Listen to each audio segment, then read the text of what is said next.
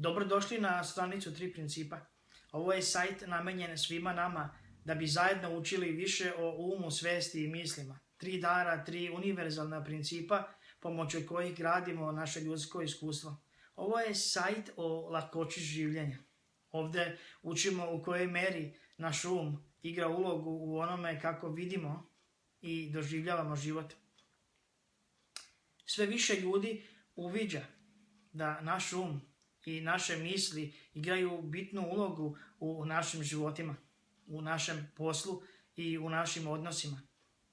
Mi želimo da svi zajedno uvidimo da kada se naše misli promene, naši se osjećaji promene i naše se iskustvo tada također promene. Mi želimo da svi zajedno uvidimo da možemo promeniti svoje stanje uma, svoj stav, svoje mišljenje i svoje iskustvo bez obzira na sve. Ovo je sajt o stanju uma i ljudskom potencijalu, urođenom zdravlju i mudrosti. Sreća i radost su prirodno stanje našeg uma bez obstrukcija, bez konfuzije odakle dolazi naše ljudsko iskustvo.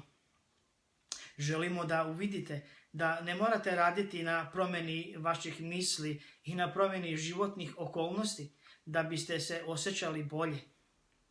Sreća je naše originalno stanje uma i naša polazna tačka, a ne naša destinacija.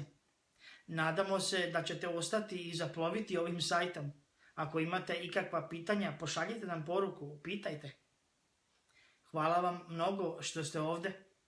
Mir, sreću i radost vam želimo.